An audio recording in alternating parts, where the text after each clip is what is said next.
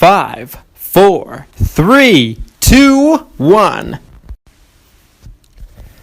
Hello, everybody. Welcome to another episode of the Everything Medicare Podcast. I'm Christian Brindle. I'm your host. I'm coming to you on Monday, the 28th. Happy Memorial Day. Thank you to all those veterans out there that have served our country and allow me to be able to do what I do and allow all of us to do what we do each and every day. So we thank you.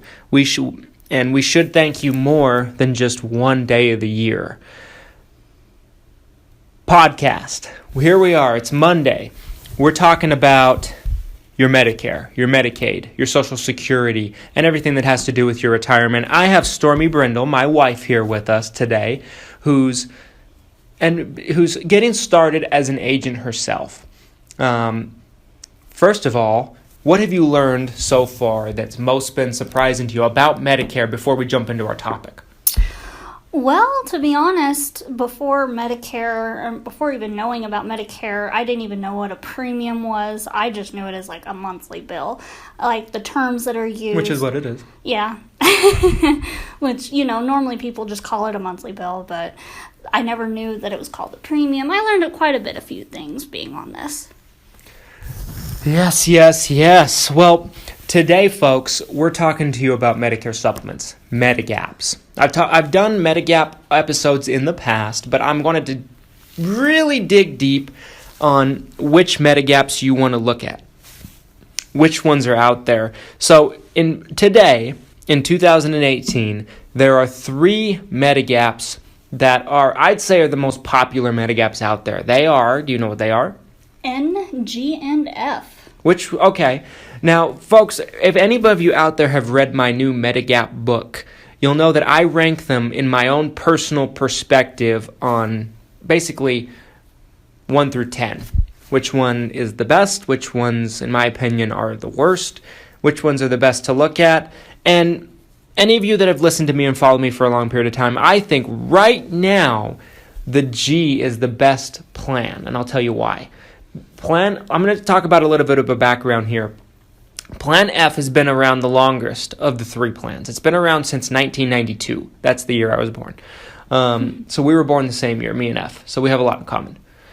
But Plan F basically is the most simple of all Medicare supplement plans because it pays everything Medicare doesn't. Now, we've talked about in the past the way Medigaps work. Medicare pays first, and then the Medigap pays second. Exactly. So between the two with an F, the F comes in and pays everything Medicare doesn't. If Medicare pays first, the F pays. There's no gaps there.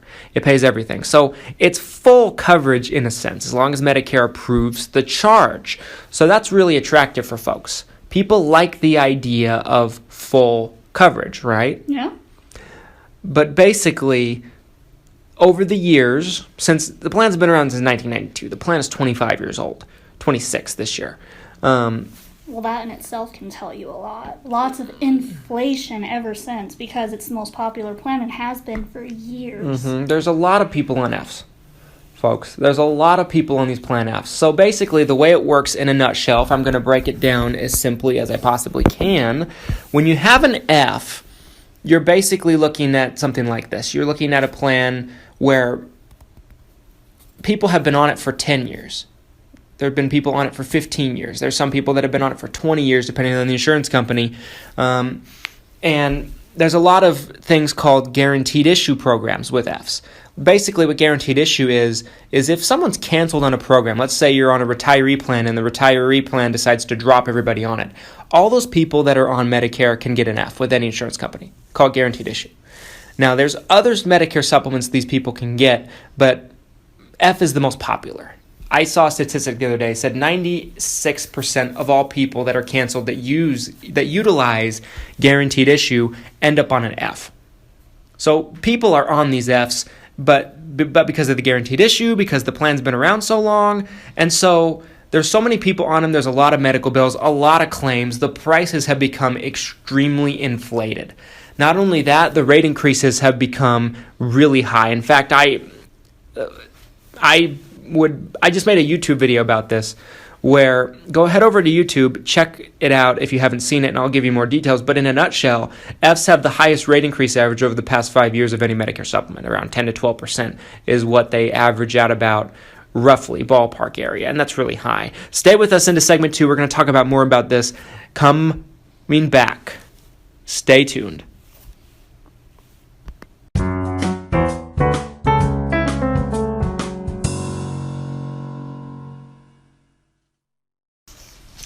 Welcome back, everybody. This is segment 2 of the Everything Medicare Podcast. I'm coming to you live. Well, if you're listening to it live, I'm coming to you live from Sandy, Utah, in our office at Christian Brindle Insurance Services / Brindle Insurance Group. And today we're talking about Medigaps. This is the Everything Medicare Podcast, where I talk about your Medicare, your Medicaid, your Social Security, and everything that has to do with your retirement. I come to you every single Monday, and I bring you a new episode where I'm giving you free, real information that's not fluffed down by the government. This podcast might get shut down one of these days because of that. But let's keep our fingers crossed. Today we're talking about Medigap's Medicare supplements. Last segment we were talking about the Plan F and why it's not quite the plan it used to be. Mainly, long story short, prices. Prices have become inflated because of all the people on the Plan Fs. This also causes the rate increase to go up more every year than any other Medicare supplement. So some of the alternatives to an F. I'm not going to give you any specific prices, folks, because these prices are going to vary depending on where you are. And every market is different, right? Yeah. Have you learned that? Oh, yeah. Every state has its own market when it comes to supplements. So basically, we're also going to talk about the G and the N, okay? These are some alternatives to the F that are kind of attractive. Me personally, I'm a big fan of the G. I'm on this G bandwagon. I'm on the G train until further notice. I think it's the best Medigap you can get today, depending on your area. 9 areas out of 10, it's going to be the best. And I'll compare it to the F. The only difference between an F and a G, and I've told you this in previous episodes, but the only difference between an F and a G is a G has a one-time-a-year deductible. They call it the Part B deductible of $183 that they don't pick up. They don't pay for it. Basically, it's a Medicare deductible that the F will come in and pay, the G won't, one time a year. So let me give you an example. Let's say I'm on Medicare, and I have a G through XYZ insurance company, some insurance company. I crack my head open. I can't do podcasts for you anymore. I go to the hospital. Basically, my bill's going to be $183. If let's say a month later, I'm a klutz, I crack the other side of my head. I'm not going to have to pay that this time because I paid it the month before. This resets every calendar year in December. Okay, so basically, what we're looking at is a one-time-a-year $183 deductible, and that's subject to change. If the Part B deductible changes due to higher costs of medical coverage, that can go up. That's always a risk. But right now, it's $183. Last time it went up was a few years ago. Before that, it was like $167. Okay, so it hasn't gone up much over the years. No one really knows what it's going to go up to, and so basically $183. So basically, people always ask me, why should I get a plan that has a deductible when I can get one that doesn't have a deductible with an F? Great question. The cost difference. Like I said, 9 out of 10 areas, the F is going to be at the very least $20 more a month in premium. Sometimes it's $30, $40, $50 more a month in premium, but it's almost always at least $20 a month more in premium in most areas in the country. So do the math. If you're on a plan for 12 months and you're saving $20 per month, how much do you save, Stormy? Your calculator ain't working today. No, it's not. It's still in the weekend. It's $240. $240, folks. So you save basically $60 more than the deductible even costs you. So whether you pay the deductible, whether you're healthy, whether you are not healthy and you end up going to the hospital and you end up paying the deductible, whether you don't pay the deductible, you're going to come out on top. You're going to save money because you're going to save more money than the deductible even costs. And that's if it's $20. A lot of times it's more. So you're going to save even more. Mm-hmm. No matter if you're healthy, sick, you save money on the G every time. It's a no-brainer. Yes? Yeah, isn't like with the Plan F, even though they take care of the deductible, like you said, it's $20, $30 more. And if I'm not wrong, it's, I think, 300 times like $300 compared to the $183. So you're not really saving that much. If you get a Plan F, you're paying that Part B deductible like 3 times. Well, it could equal up to that because it's so much. It depends on how much you're saving. Okay. So if you're saving $20 a month, you're saving $240. Okay. If you're saving $30 a month, you're saving $360. Yeah, that's what I was saying. So if you're saving $360, you could pay the deductible twice. So yeah, it's still a lot. With your savings. But I'm giving it basically the worst scenario if you're saving 20. Yeah, like you said, and still you save, and still you're going to save. Okay. So basically that's what you get with a G. Now, like I said, the Fs go up 10 to 12% a year on average the last 5 years. That's every insurance company in the country averaged together. For the Fs, the rate increases. They go up more and faster than any other plan because of all the people on them, the claims, everything. All the people coming into them, the millions upon millions of people on them. The Gs came out in 2010. They're newer programs, so there's not as many people on them. Now, someday they might be just like the Fs.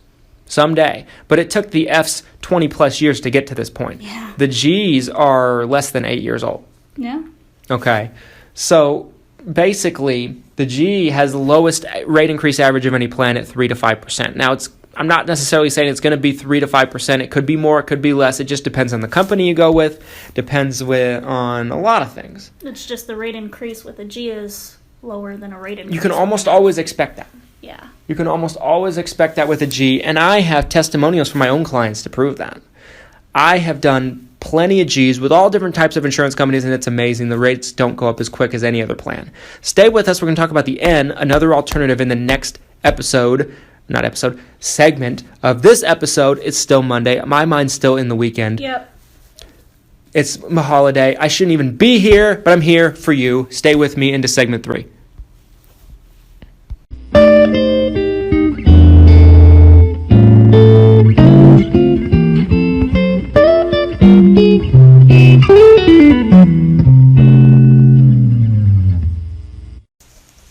Welcome back, segment 3 of the Everything Medicare Podcast. Happy Veterans Day, happy Memorial Day, and here we are. We're here talking about Medigaps. Last segment we talked about Plan G and how it compares to a Plan F, why I think it's better than a Plan F in most scenarios. Let's talk about another popular plan, a Plan N.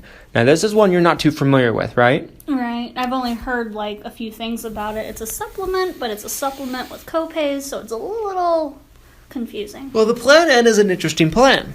So typically, a Plan N, price-wise, in a lot of places, it's the same price as a G. So if that's the case, you want to get a G every time. Yeah. But sometimes the N's are $10, $15 cheaper than the G. It just depends on the area you live in. So it could go either or. If there is significant price savings, it also depends on the market. It depends on what's available in the marketplace with the different insurance companies. Yeah. But this is the way the N works. So we were talking about the G last segment. We were talking about the $183 deductible one time a year. Basically, that's known as the Part B deductible, and the G doesn't pay that. The N as well does not pay that. So it comes with your Part B deductible. Now, in that aspect, they kind of seem the same. Now, where the N is different than the G is the N has up to $20 copays for a doctor's visit, up to $20. Not saying it's going to be $20 every time, it's up to $20. It could be less. But I always tell people just expect $20, and if it's less, you walk out with a smile on your face. The other copay they come with is a $50 copay for an emergency room visit. So $20 for a doctor, up to $50 for an emergency room. Okay? The other thing the N doesn't pay for is what's known as excess charges. What excess charges is let's say the doctor charges $10,000 for an overnight stay. The plan pays everything but a certain amount. The doctor has excess charges, something extra he wants to charge on the side for maybe something extra he decided to do. They can charge that to you. Now, nowadays, you don't see that. I've never seen a doctor charge excess charges in my whole career. Never. My father, who taught me everything I know, I grew up around the Medicare scene. If you want to know more about my story, let me know. I'll put a YouTube video up all about it. I'll have sad music in the background. It'll be great. But we're not talking about me. We're talking about my father's experience. So I'm using him because he's been in this business for almost 30 years. He's been a Medicare specialist for almost 30 years. I'm trying to get him on the podcast one of these days. He's not real into podcasts, so we'll have to see. However, he told me a couple years ago that he hasn't seen a doctor charge excess charges in over 20 years. Okay. Just doesn't happen anymore. So that looks scary. It looks intimidating. They don't pay excess charges, whatever it could be, but it's unheard of. It's an anomaly. You just don't see it. It's an anomaly. Yeah. So the real things you got to worry about is the Part B deductible, the $183 a year, one time a year, the doctor copay up to $20 for a doctor, the emergency room copay up to $50 for an ER. That's basically what you're looking at. The N is attractive if you're saving $15 or more a month in premium compared to a G.